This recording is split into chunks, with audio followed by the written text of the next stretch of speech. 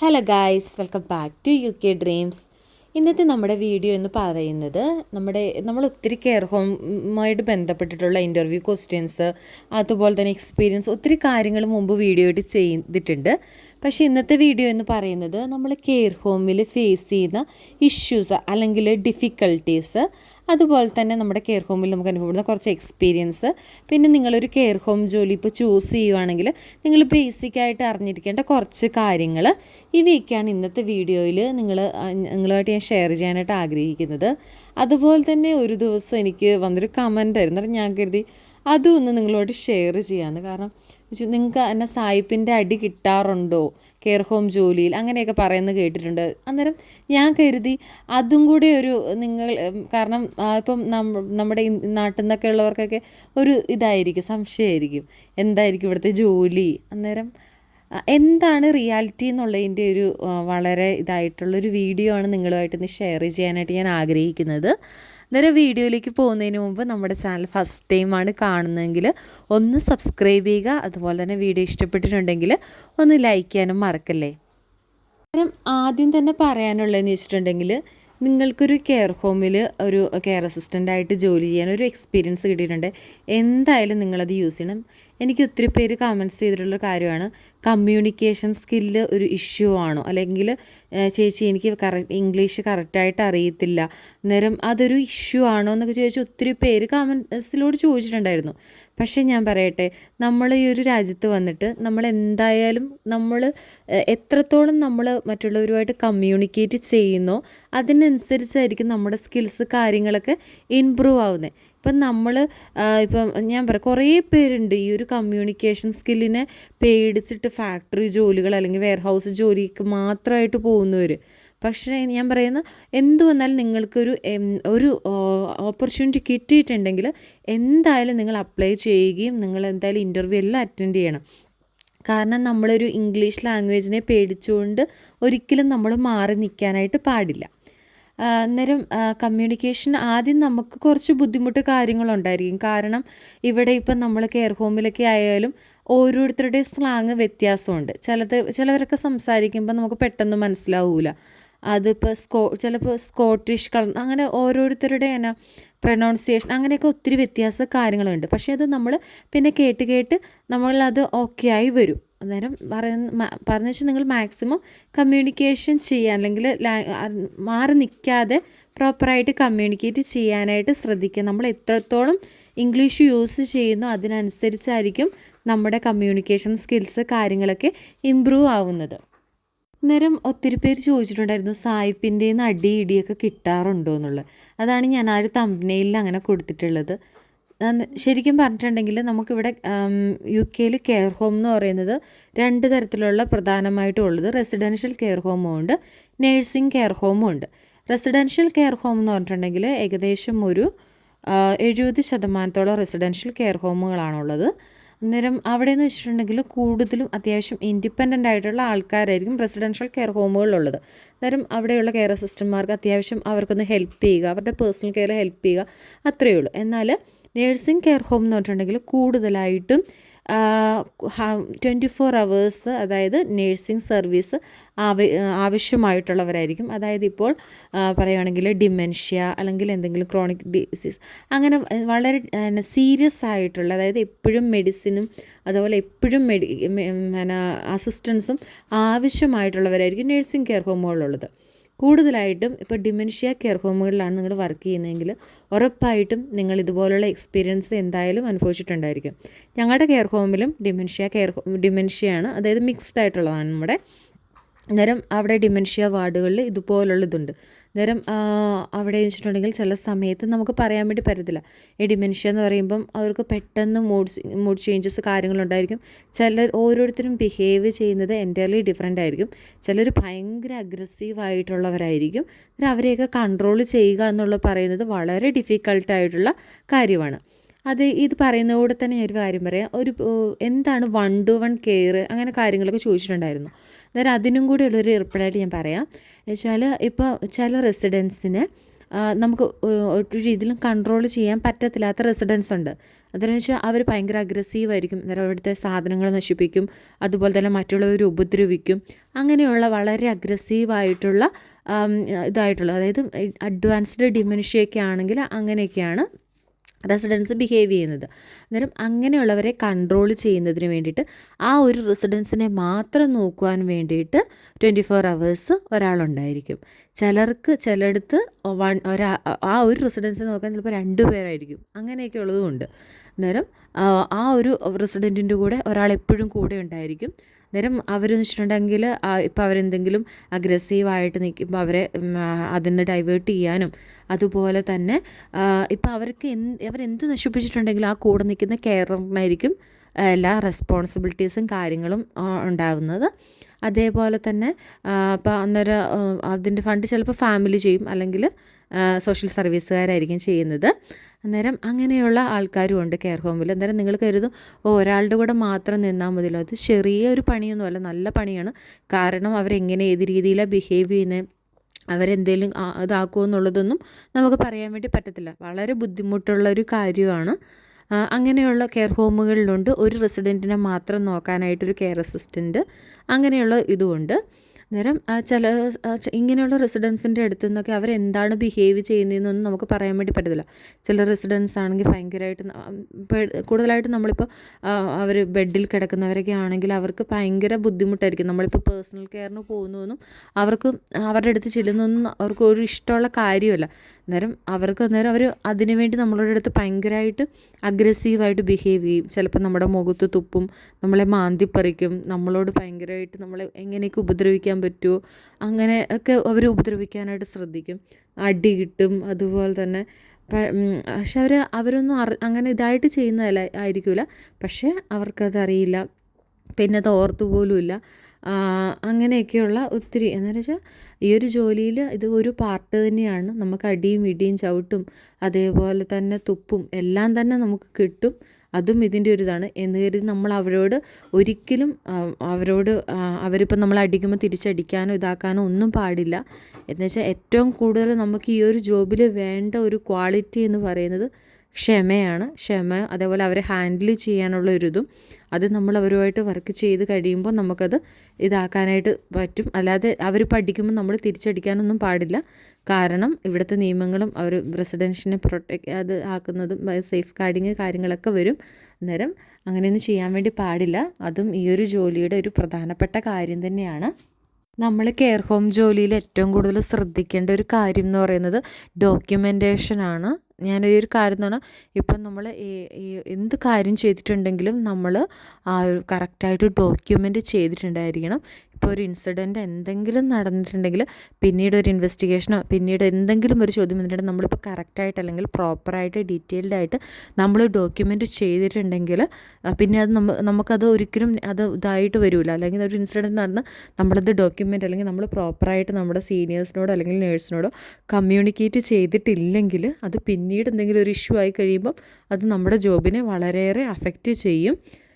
അതേപോലെ നമുക്കറിയാം ഒത്തിരി പേര് ചോദിച്ചിട്ടുണ്ടായിരുന്നു എന്തൊക്കെ ഡ്യൂട്ടീസ് കാര്യങ്ങളാണ് ഒരു കെയർ ഹോമിൽ പ്രധാനമായിട്ടുള്ളത്. കെയർ അസിസ്റ്റൻ്റ് ജോലിക്കൊക്കെ ആദ്യമായിട്ട് ശ്രദ്ധിക്കുന്നവരെ സംബന്ധിച്ചിടത്തോളം ഉള്ള കാര്യങ്ങളൊക്കെ ആണ്. അന്നേരം പ്രധാനമായിട്ടെന്ന് പറഞ്ഞിട്ടുണ്ടെങ്കിൽ റെസിഡൻസിനെ അവരുടെ പേഴ്സണൽ കെയറിൽ ഹെൽപ്പ് ചെയ്യുക എന്നുള്ളതാണ്. പേഴ്സണൽ കെയർ എന്ന് പറയുമ്പോൾ എന്തൊക്കെ കാര്യമാണെന്ന് വെച്ചിട്ടുണ്ടെങ്കിൽ അവർക്ക് പ്രോപ്പറായിട്ടുള്ള വാഷ് കൊടുക്കുക, അതേപോലെ തന്നെ അവരുടെ ടോയ്ലറ്റിൽ പോകുമ്പോൾ അവരെ ഹെൽപ്പ് ചെയ്യുക, അവരുടെ പാഡ് ചേഞ്ച് ചെയ്യാനും അതുപോലെ തന്നെ അവർക്ക് ടോയ്ലറ്റ് ഹെൽപ്പിനൊക്കെ അവരെ സഹായിക്കുക, അതേപോലെ തന്നെ ഫുഡ് കഴിക്കുന്നതിനും അതുപോലെ തന്നെ ഡ്രിങ്ക്സൊക്കെ കുടിക്കുന്നതിന് വേണ്ടിയിട്ട് അവരെ ഹെൽപ്പ് ചെയ്യുക. ഇങ്ങനെയുള്ള ബേസിക്കായിട്ടുള്ള പേഴ്സണൽ കെയറിൽ അവരെ ഹെൽപ്പ് ചെയ്യുക എന്നുള്ളതാണ് ഏറ്റവും പ്രധാനമായിട്ടുള്ളത്. പിന്നെയെന്ന് വെച്ചിട്ടുണ്ടെങ്കിൽ ബെഡിൽ കിടക്കുന്ന റെസിഡൻസ് ഉണ്ട്. അന്നേരം ആ റെസിഡൻസിനൊക്കെ ആയാലും പ്രോപ്പറായിട്ട് വാഷ് കൊടുക്കുവാനും അതേപോലെ നമ്മളിപ്പോൾ ബെഡിൽ കണ്ടിന്യൂസ് ആയിട്ട് കിടക്കുന്നവരാണെങ്കിൽ അവർക്ക് നമ്മൾ റീപൊസിഷന് കാര്യങ്ങളൊക്കെ ചെയ്യേണ്ടതായിട്ടുണ്ട്. അതായത് കൂടുതലായിട്ടും കെയർ ഹോമുകളിൽ ഓരോരുത്തരുടെയും ഇപ്പോൾ സ്കിന്നിനെ ബേസ് ചെയ്തുകൊണ്ട് ഇപ്പോൾ ഭയങ്കര വീക്കായിട്ടുള്ള സ്കിൻ അങ്ങനെയുള്ളവർക്കൊക്കെ ചിലപ്പോൾ 2 hours അല്ലെങ്കിൽ 1 hours ഒക്കെ റീപൊസിഷൻ ആയിരിക്കും. നോർമലായിട്ട് 4 hour റീപൊസിഷനാണ് ചെയ്യുന്നത്. റീപൊസിഷൻ എന്ന് പറഞ്ഞാൽ ഇപ്പം നമ്മൾ ഒരേപോലെ കിടന്നു കഴിഞ്ഞിട്ടുണ്ടെങ്കിൽ നമ്മുടെ ഇപ്പോൾ 24 മണിക്കൂർ നമ്മളങ്ങനെ കിടന്നു കഴിയുമ്പോൾ നമ്മുടെ ബാക്ക് പൊട്ടാനും അങ്ങനെയുള്ള കാര്യങ്ങളൊക്കെ ഉണ്ടല്ലോ. അന്നേരം ഓരോ 4 hours കൂടുന്നതനുസരിച്ച് ഓരോ സൈഡിലോട്ട് ലൈക്ക് ഇപ്പം 10 o'clock രാവിലെ നിങ്ങൾ ലെഫ്റ്റ് സൈഡിലാണ് ഇട്ടേക്കെങ്കിൽ അറൗണ്ട് 2 o'clock ആകുമ്പോൾ നെക്സ്റ്റ് അത് വേറൊരു ബാക്ക് അല്ലെങ്കിൽ റൈറ്റ് സൈഡിൽ, പിന്നെ ഒരു ഈവനിങ് 6 o'clock ആകുമ്പോൾ അങ്ങനെയാണ് നമ്മൾ റീപൊസിഷൻ കാര്യങ്ങളൊക്കെ ചെയ്യുന്നത്. അതുപോലെ തന്നെ ഈ റെസിഡൻസിൻ്റെ ബോഡിയിൽ എന്തെങ്കിലും തരത്തിലുള്ള സ്കിൻ ഇഷ്യൂസ് ലൈക്ക് എന്തെങ്കിലും തരത്തിലുള്ള ബ്ലിസ്റ്റർ, അതുപോലെ തന്നെ റെഡ്നെസ് അല്ലെങ്കിൽ ബ്രോക്കൺ സ്കിന്ന്, അങ്ങനെ എന്തെങ്കിലും നമ്മൾ പുതിയതായിട്ട് കണ്ടിട്ടുണ്ടെങ്കിൽ അത് അപ്പോൾ തന്നെ നമ്മുടെ സീനിയറിനെ അല്ലെങ്കിൽ നമ്മുടെ നേഴ്സിനെ ഇൻഫോം ചെയ്തിട്ടുണ്ടായിരിക്കണം. അതുപോലെ തന്നെ അവർക്ക് പ്രിസ്ക്രൈബ്ഡ് ആയിട്ടുള്ള ക്രീംസ് കാര്യങ്ങളെല്ലാം അവരുടെ ബോഡിയിൽ അപ്ലൈ ചെയ്തിട്ടുണ്ടായിരിക്കണം. അതേപോലെ ഇവരെ ഫീഡ് ചെയ്യുന്ന സമയത്തൊക്കെ ആയാലും ഭക്ഷണം കൊടുക്കുന്ന ടൈമിൽ അവരുടെ ഹെഡൊക്കെ അത്യാവശ്യം കറക്റ്റ് പൊസിഷനിലായി വെച്ച് അതേപോലെ തന്നെ അവരുടെ പ്രോപ്പറായിട്ടുള്ള ഡയറ്റ് കാര്യങ്ങളായിരിക്കണം കൊടുക്കുന്നത്. കാരണം കൂടുതൽ ബെഡിൽ കിടക്കുന്ന അല്ലെങ്കിൽ കുറേ ഇതായിട്ടുള്ളവർക്ക് പ്യൂരി ഡയറ്റൊക്കെ ഉണ്ടെങ്കിൽ അതൊക്കെ വളരെ ശ്രദ്ധിച്ച് കാര്യത്തോടു കൂടെ കൊടുക്കണം. അതേപോലെ തിക്നറൊക്കെ, അതായത് നമുക്കറിയാം നോർമലായിട്ട് ഡ്രിങ്ക്സ് കുടിക്കാൻ പറ്റുന്ന അവർക്ക് നമുക്കറിയാം ഏജ്ഡ് ആവും തോറും നമ്മുടെ മസിൽസിനൊക്കെ വീക്ക്നെസ് വരും. അന്നേരം അങ്ങനെയുള്ളവർക്ക് അവരുടെ സാൾട്ട് അസസ്മെൻറ്റ് പ്രകാരം ചിലപ്പോൾ തിക്നറൊക്കെ ആഡ് ചെയ്തിട്ടായിരിക്കും നമ്മൾ കൊടുക്കുന്നത്. അന്നേരം അതൊക്കെ കറക്റ്റായിട്ട് കൊടുക്കാനായിട്ട് ശ്രദ്ധിക്കുക. നമ്മൾ ഏറ്റവും കൂടുതൽ ശ്രദ്ധിക്കേണ്ട ഒരു ഏരിയ എന്ന് പറയുന്നത് മൂവിങ് ആൻഡ് ഹാൻഡ്ലിംഗ് ആണ്. അതായത് നമ്മൾ കെയർ ഹോമിൽ ഈ ഒരു ജോലിക്ക് പ്രവേശിക്കുമ്പോൾ തന്നെ നമുക്ക് ആവശ്യത്തിനുള്ള മൂവിങ് ആൻഡ് ഹാൻഡ്ലിങ്ങിൻ്റെ ട്രെയിനിങ് കാര്യങ്ങളൊക്കെ നമുക്ക് കിട്ടിയിട്ട് കാണും. അന്നേരം അത് നമ്മൾ പ്രോപ്പറായിട്ട് അതിൻ്റെ അടിസ്ഥാനത്തിൽ ചെയ്യാനായിട്ട് ശ്രദ്ധിക്കുക. അതായത് നമുക്കറിയാം ഇപ്പോൾ ബെഡിലൊക്കെ കിടക്കുന്നവരെ നമ്മൾ ഹോയിസ്റ്റ് ചെയ്താണ് ഇപ്പോൾ അവരെ ചെയറിലോട്ടൊക്കെ മൂവ് ചെയ്യുന്നത്. അന്നേരം അവരുടെ കറക്റ്റായിട്ട് സ്ലിങ്ങൊക്കെ കറക്റ്റായിട്ട് ഇടുവാനും അതുപോലെ തന്നെ കറക്റ്റായിട്ടുള്ള ഇതിലിടാനൊക്കെ നമ്മൾ പ്രത്യേകം ശ്രദ്ധിക്കണം. നമ്മുടെ ട്രെയിനിങ്ങിൻ്റെ ടൈമിൽ വളരെ ശ്രദ്ധയോടെ വേണം അതൊക്കെ മനസ്സിലാക്കാൻ കാര്യങ്ങളൊക്കെ. അല്ലാതെ ഇപ്പോൾ അവരെ പൊക്കുന്ന സമയത്ത് എന്തെങ്കിലും തരത്തിലുള്ള ഇഷ്യൂസ് കാര്യങ്ങളായിട്ടുണ്ടെങ്കിൽ അത് സേഫ് ഗാർഡിങ്ങും അതുപോലെ തന്നെ കാര്യങ്ങൾക്കും വലിയ വലിയ ഇഷ്യൂസ് കാര്യങ്ങളൊക്കെ ആകും. അന്നേരം അതൊക്കെ വളരെ പ്രധാനമായിട്ട് ശ്രദ്ധിക്കണം. അതേപോലെ റെസിഡൻസിൻ്റെ വെയിറ്റ് കാര്യങ്ങളൊക്കെ നമ്മൾ വീക്കിലി ചെക്ക് ചെയ്യണം. അതും നമ്മുടെ കെയർ അസിസ്റ്റൻറ്റിൻ്റെ ഡ്യൂട്ടീസിൽ പെടുന്നത് തന്നെയാണ്. ഏറ്റവും കൂടുതൽ ശ്രദ്ധിക്കേണ്ട ഒരു കാര്യം എന്ന് പറഞ്ഞിട്ടുണ്ടെങ്കിൽ നമ്മൾ ഒരു കെയർ ഹോമിലൊരു ഡ്യൂട്ടി ചെയ്യുമ്പോൾ നമ്മളൊരു ടീമായിട്ടായിരിക്കും ചെയ്യുന്നത്. അതായത് ഇപ്പോൾ ഒരു ഇത്ര പേര് ടീമായിട്ട് അല്ലെങ്കിൽ 3 പേര് അല്ലെങ്കിൽ 4 പേര് അങ്ങനെ ഒരു ടീമിനെ ആയിരിക്കും ഒരു ഫ്ലോറിൽ വർക്ക് ചെയ്യുന്നത്. അന്നേരം അങ്ങനെ വർക്ക് ചെയ്യുന്ന സമയത്ത് നമ്മൾ ആരെയും കൂടുതലായിട്ട് ഒത്തിരി അങ്ങോട്ട് വിശ്വസിക്കാൻ നമ്മൾ സത്യം പറഞ്ഞിട്ടുണ്ടെങ്കിൽ പാടില്ല. കാരണം വെച്ചിട്ടുണ്ടെങ്കിൽ എന്തെങ്കിലും ഒരു ചെറിയ ഇഷ്യൂസ് കാര്യങ്ങൾ ഉണ്ടായിട്ടുണ്ടെങ്കിൽ അത് നിങ്ങൾ എന്ത് ഇഷ്യൂ ആണെങ്കിലും അത് നിങ്ങളുടെ സീനിയറിനെ അല്ലെങ്കിൽ നേഴ്സിൻ്റെ അടുത്ത് റിപ്പോർട്ട് ചെയ്തിട്ടുണ്ടായിരിക്കും. ചിലപ്പോൾ ചെറിയ ഇഷ്യൂ ആകുമ്പോൾ കൂടെ നിൽക്കുന്നവർ ചിലപ്പോൾ പറയും അത് റിപ്പോർട്ട് ചെയ്യേണ്ട, അത് കുഴപ്പമില്ല എന്ന്. പക്ഷേ പിന്നീട് എന്തെങ്കിലും ഒരു പ്രോബ്ലം ആയി കഴിയുമ്പോൾ ഈ കൂടെ നിൽക്കുന്നവർ തന്നെയായിരിക്കും നിങ്ങൾക്ക് പാര വെക്കുന്നത്. അന്നേരം അത് ഏറ്റവും കൂടുതൽ നമ്മളെപ്പോഴും നമ്മളല്ലെങ്കിൽ നമ്മൾ കേട്ടിട്ടുള്ള കാര്യങ്ങളാണ്. അത് കാരണമാണ് പറയുന്നത്. ആദ്യമായിട്ട് ജോലിക്ക് പോകുന്നവരെയൊക്കെ സംബന്ധിച്ചിടത്തോളം അത് പ്രത്യേകം ശ്രദ്ധിക്കുക. ഇപ്പോൾ അത് ഒരു കുഴപ്പമില്ല അങ്ങനെയൊക്കെ പറയുന്നു, അങ്ങനെയൊന്നും നിങ്ങൾ ഇതാകരുത്. കാരണം നിങ്ങളുടെ ഡ്യൂട്ടി നിങ്ങൾ കറക്റ്റായിട്ടും വളരെ കൃത്യമായിട്ടും കറക്റ്റായിട്ട് ഡോക്യുമെൻറ്റും ചെയ്ത് അതുപോലെ കറക്റ്റായിട്ട് റിപ്പോർട്ടൊക്കെ ചെയ്യാനായിട്ട് ശ്രമിക്കുക. അല്ലാതെ മറ്റുള്ളവർ പറയുന്നത് കേട്ട് അങ്ങനെയൊന്നും ഒരിക്കലും ചെയ്യരുത്. അങ്ങനെയൊക്കെ ചെയ്തിട്ടുണ്ടെങ്കിൽ പിന്നീടൊരു ഇഷ്യൂ വരുമ്പോൾ എല്ലാവരും അവരവരുടെ കാര്യം നോക്കിയുള്ളൂ, നിങ്ങളെ ആയിരിക്കും ഇതാക്കുന്നത്. എന്തുകൊണ്ട് നിങ്ങൾ റിപ്പോർട്ട് ചെയ്തില്ല എന്ന ചോദ്യമായിരിക്കും വരുന്നത്. അന്നേരം അത് നിങ്ങളുടെ ജോലി ഇപ്പോൾ നിങ്ങൾ പ്രൊബേഷൻ പീരീഡിലൊക്കെയാണ് നിങ്ങളുടെ ടെർമിനേഷൻ വരെ കിട്ടാനുള്ള സാഹചര്യത്തിന് കാരണമാകും. അതായത് നമ്മൾ പ്രോപ്പറായിട്ട് റിപ്പോർട്ട് ചെയ്യേണ്ടത് വളരെ ഇമ്പോർട്ടൻ്റ് ആണ്.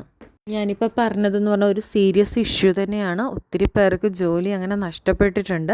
അന്നേരം നമ്മൾ ഒരു ജോലിക്ക് കയറുമ്പോൾ പ്രധാനമായിട്ടും ശ്രദ്ധിക്കേണ്ട ഒത്തിരി കാര്യമുണ്ട്. പ്രധാനപ്പെട്ട് നിങ്ങളിപ്പോൾ പ്രൊബേഷൻ പീരീഡിൽ ഫസ്റ്റ് 6 മന്ത്സ് എന്നൊക്കെ പറയുന്നത് നിങ്ങളുടെ പ്രൊബേഷൻ പീരീഡ് ആയിരിക്കും. ആ സമയത്ത് എന്തെങ്കിലും ഒരു ചെറിയ ഇഷ്യൂ ഉണ്ടായിട്ടുണ്ടെങ്കിൽ തന്നെ അവർക്ക് ഇതില്ലാതെ തന്നെ നിങ്ങളെ പിരിച്ചു വിടാനായിട്ട് സാധിക്കും. അന്നേരം അത് ഇപ്പോൾ ഒരു ബ്ലാക്ക് മാർക്ക് വീണ് നിങ്ങളെ പിരിച്ചു വിട്ടിട്ടുണ്ടെങ്കിൽ അത് ഇന്നും നിങ്ങൾക്കൊരു ബ്ലാക്ക് മാർക്കായിരിക്കും. നിങ്ങളൊരു മറ്റൊരു ജോലിക്ക് കയറിയിട്ടുണ്ടെങ്കിലും അതൊരു നിങ്ങൾക്കൊരു ബ്ലാക്ക് മാർക്ക് തന്നെ ആയിരിക്കും. അന്നേരം നിങ്ങളുടെ ഡ്യൂട്ടീസ് കറക്റ്റായിട്ട് ചെയ്യാനായിട്ട് പ്രത്യേകമായിട്ട് ശ്രദ്ധിക്കുക. അതുപോലെ തന്നെ ഏറ്റവും കൂടുതൽ എന്ന് വെച്ചിട്ടുണ്ടെങ്കിൽ നമ്മുടെ ഈ ഒരു ജോബിന് നമുക്ക് മറ്റൊരു വെല്ലുവിളി എന്ന് പറയുന്നത് റെസിഡൻസിൻ്റെ ഫാമിലിയാണ്. കാരണം ഏറ്റവും കൂടുതൽ ഇപ്പോൾ സ്റ്റാഫ് കംപ്ലയിൻറ്റ് ചെയ്യുന്നതിനേക്കാട്ടിലും കൂടുതൽ റെസിഡൻസിൻ്റെ ഫാമിലി പോയിട്ട് കംപ്ലയിൻറ്റ് ചെയ്യും. കാരണം വെച്ചിട്ടുണ്ടെങ്കിൽ റെസിഡൻസ് അത്രയും എമൗണ്ട് അവരുടെ ഫാമിലി പേ ചെയ്തിട്ടായിരിക്കും അവരവിടെ താമസിക്കുന്നത്. അന്നേരം അങ്ങനെ പേ ചെയ്യുമ്പോൾ അവർക്ക് ഇപ്പം നമ്മൾ എന്തെങ്കിലും ഒരു ചെറിയൊരു ഇത് വന്നിട്ടുണ്ടെങ്കിൽ തന്നെ അവരെന്ത് ചെയ്യും, ഇത്രയും ഞങ്ങൾ പൈസയും കൊടുത്ത് തന്നിട്ട് നമുക്ക് കിട്ടുന്നില്ല എന്നൊക്കെ പറയും. ചെറിയ കാര്യമാണെങ്കിൽ പോലും അത് മാനേജ്മെൻറ്റിൻ്റെയൊക്കെ അടുത്ത് പോയിട്ട് റിപ്പോർട്ട് ചെയ്ത് വലിയ വലിയ ഇഷ്യൂസൊക്കെ ഉണ്ടാകും. അന്നേരം അവരുടെ മറ്റൊരു നേരിടുന്ന വെല്ലുവിളി എന്ന് പറയുന്നത് റെസിഡൻസിൻ്റെ ഫാമിലിയുടെ അടുത്തുനിന്ന് തന്നെയാണ്. അതുപോലെ നമ്മൾ ഏറ്റവും കൂടുതൽ ശ്രദ്ധിക്കേണ്ട മറ്റൊരു കാര്യം എന്ന് പറയുന്നത് അവർക്ക് കറക്റ്റായിട്ടുള്ള ഫുഡ്, ഫ്ലൂയിഡ്സ് കാര്യങ്ങളൊക്കെ കൊടുത്തിട്ടുണ്ടായിരിക്കണം എന്നുള്ളതാണ്. അത് പ്രോപ്പറായി ഡോക്യുമെൻറ്റും ചെയ്തിട്ടുണ്ടായിരിക്കണം. എസ്പെഷ്യലി ഫ്ലൂയിഡ്സ് ഒക്കെ എന്ന് വെച്ചിട്ടുണ്ടെങ്കിൽ ഇപ്പോൾ അവർക്ക് 2 hours കൂടുമ്പോഴും നമ്മൾ ഡ്രിങ്ക്സ്, അതായത് അവരുടെ ഓരോ റെസിഡൻസിൻ്റെ ഇഷ്ടത്തിനനുസരിച്ച് നമ്മൾ കൊടുക്കണം. കാരണം ഇപ്പം ഫ്ലൂയിഡ് ഇൻടേക്കൊക്കെ കുറവാണെങ്കിൽ അത് അവരുടെ ഹെൽത്തിനെ എഫക്റ്റ് ചെയ്യുകയും ഹെൽത്ത് ഇഷ്യൂസൊക്കെ ഉണ്ടാകും.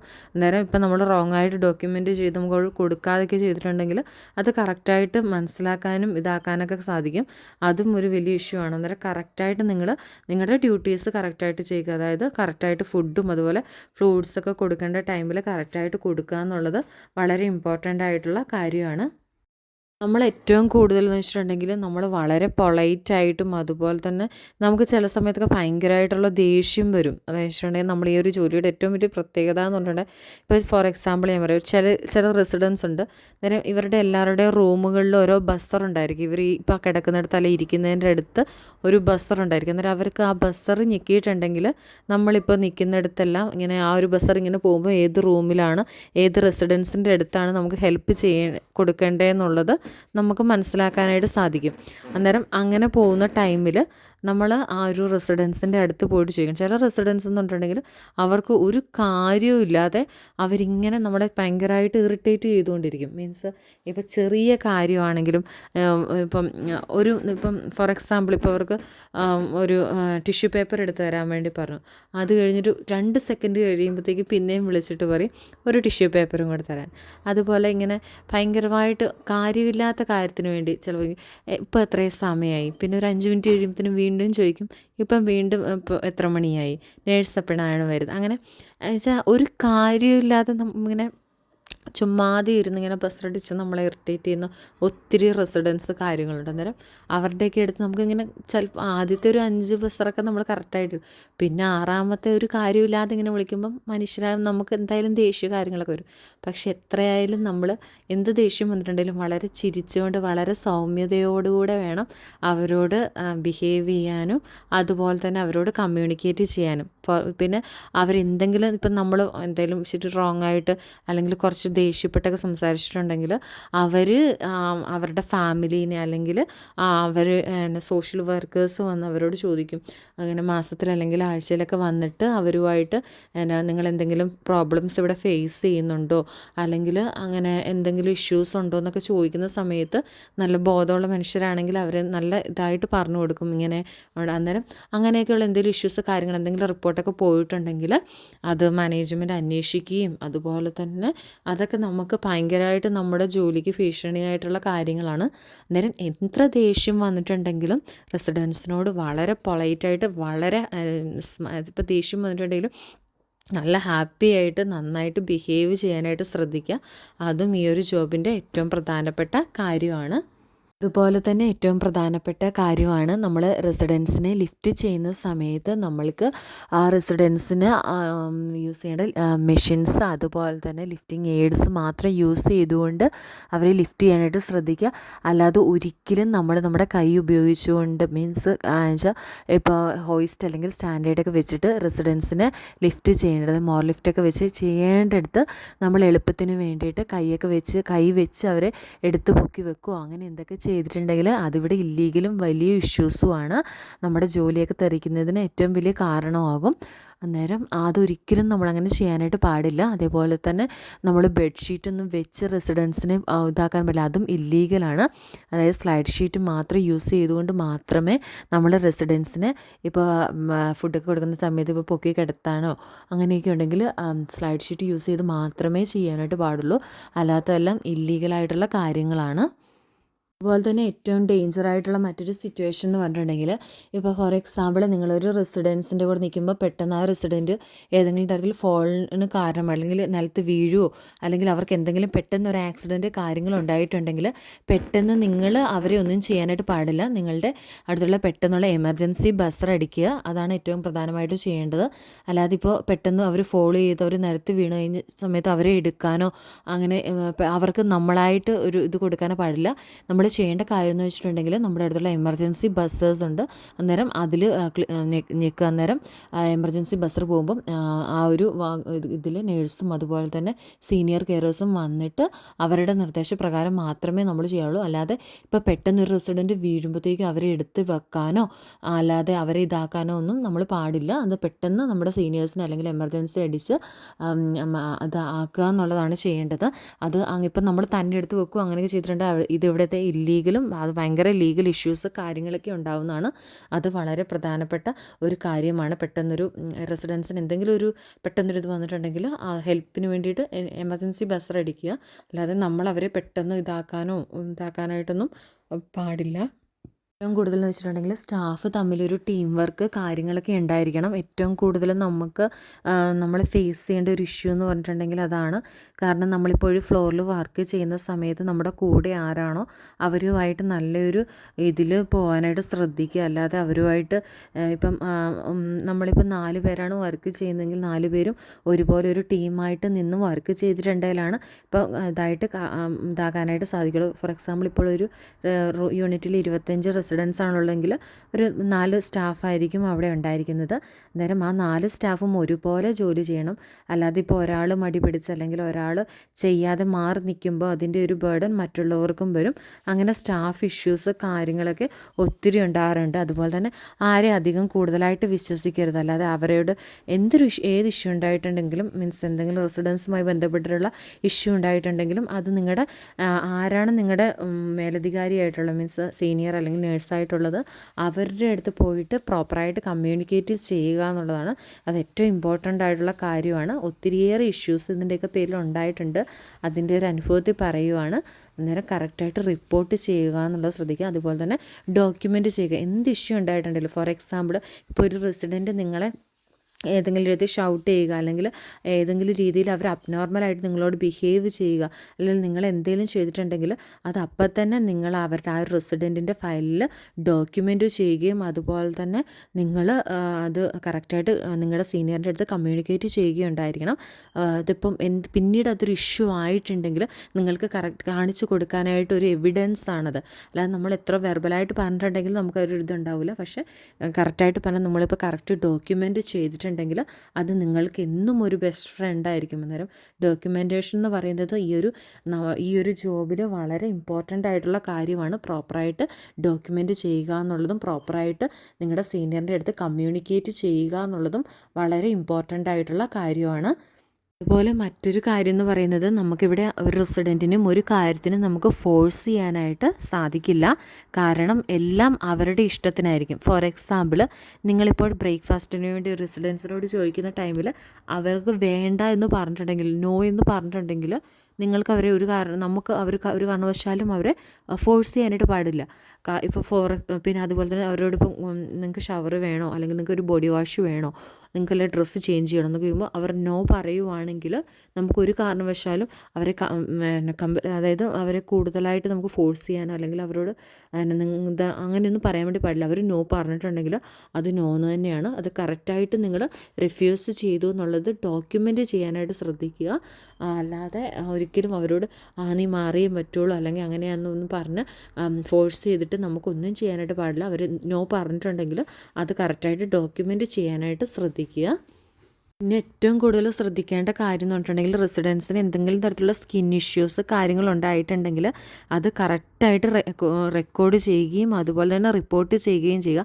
ചിലപ്പോൾ അത് ചെറിയൊരു റെഡ്നെസ് ഒക്കെ ആയിട്ടായിരിക്കും കാണുന്നത്. അതായത് ആ റെഡ്നെസ് കാണുന്ന ടൈമിൽ തന്നെ നിങ്ങൾ കറക്റ്റായിട്ട് ഡോക്യുമെൻ്റ് ചെയ്ത് അതുപോലെ തന്നെ നിങ്ങളുടെ സീനിയറിൻ്റെ അല്ലെങ്കിൽ നേഴ്സിൻ്റെ അടുത്ത് റിപ്പോർട്ട് ചെയ്യുക. അന്നേരം ആ ഒരു ടൈമിൽ അവരെന്തെങ്കിലും ക്രീം കാര്യങ്ങളൊക്കെ തരും. അന്നേരം ഇത് ചെയ്തിട്ടുണ്ടെങ്കിൽ ചിലപ്പോൾ അത് പെട്ടെന്ന് ഇതാകും. അല്ലാതെ നിങ്ങൾ ആ റെഡ്നെസ് അത് കുഴപ്പമില്ല, ചെറിയ റെഡ്നെസ് അല്ലേ, റിപ്പോർട്ട് ചെയ്യേണ്ട കാര്യമില്ലല്ലോ എന്ന് കരുതി പിന്നീട് ആ റെഡ്നെസ് ആയിരിക്കും വലിയ തരത്തിലുള്ള ബ്രോക്കൺ സ്കിന്നും അതുപോലെ തന്നെ വലിയ വലിയ ഇഷ്യൂസ് കാര്യങ്ങളൊക്കെ ആവുന്നത്. അതായത് ചെറിയ എന്തെങ്കിലും ഒരു സ്കിൻ ഇഷ്യൂ നോട്ടിഫൈ ചെയ്തിട്ടുണ്ടെങ്കിൽ തന്നെ അത് അപ്പം തന്നെ നിങ്ങൾ അത് കമ്മ്യൂണിക്കേറ്റ് ചെയ്യാനായിട്ട് ശ്രദ്ധിക്കുക. അതുപോലെ ഡോക്യുമെൻറ്റ് ചെയ്യാനായിട്ട് ശ്രദ്ധിക്കുക. നമ്മുടെ കെയർ ഹോമിൽ മുമ്പൊരു ഇഷ്യൂ ഉണ്ടായിട്ടുണ്ടായിരുന്നു. അതെന്ന് വെച്ചിട്ടുണ്ടെങ്കിൽ ഒരു ചെറിയ സ്കിൻ ഇഷ്യൂസ് കാര്യങ്ങളുണ്ടായി. അന്നേരം പിന്നെ അത് പുറത്തുനിന്നൊരു ഡിസ്ട്രിക്ട് നേഴ്സ് വന്ന സമയത്ത് അത് അവർ റിപ്പോർട്ട് ചെയ്തത് സേഫ് ഗാർഡ് കാര്യങ്ങളായി. അന്നേരം ആ ഒരു സമയത്തെന്ന് വെച്ചിട്ടുണ്ടെങ്കിൽ ഏറ്റവും കൂടുതൽ സ്റ്റാഫ് രക്ഷപ്പെട്ടതെന്ന് വെച്ചിട്ടുണ്ടെങ്കിൽ അവർ കറക്റ്റായിട്ട് ഡോക്യുമെൻറ്റ് ചെയ്തിട്ടുണ്ടായിരുന്നു. അന്നേരം അത് ഒരു രീതിയിലും സ്റ്റാഫിനെ അന്നേരം അഫക്റ്റ് ചെയ്തില്ല. അന്നേരം നിങ്ങൾ കറക്റ്റായിട്ട് ഡോക്യുമെൻറ്റ് ചെയ്യാനായിട്ട് ശ്രദ്ധിക്കുക. അത് ഏറ്റവും ഇമ്പോർട്ടൻ്റ് ആയിട്ടുള്ളൊരു കാര്യമാണ്.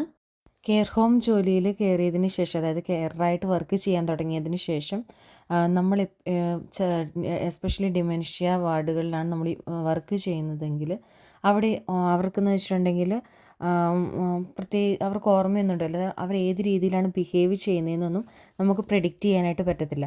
അന്നേരം നമുക്ക് നാട്ടിൽ നിന്ന് നമുക്ക് ഈ മലത്തിൻ്റെയൊക്കെ മണമൊക്കെ അടിക്കുമ്പോൾ ഭയങ്കര വെറുപ്പും ഭയങ്കര ഇതൊക്കെ ആയിരുന്നു. പക്ഷേ ശരിക്കും പറഞ്ഞിട്ടുണ്ടെങ്കിൽ ഇവിടെ ചില റെസിഡൻസൊക്കെ ആണെങ്കിലും വർക്ക് ചെയ്യുന്നിടത്ത് അവർ അപ്പിയൊക്കെ ഇട്ടതിന് ശേഷം അതിങ്ങനെയാണെങ്കിൽ ബെഡ്റിലും ഭിത്തിയിലും നടക്കുന്നിടത്തും അതുപോലെ ഫ്ലോറിലൊക്കെ ഇങ്ങനെ വാരി ഇങ്ങനെ ഇടും.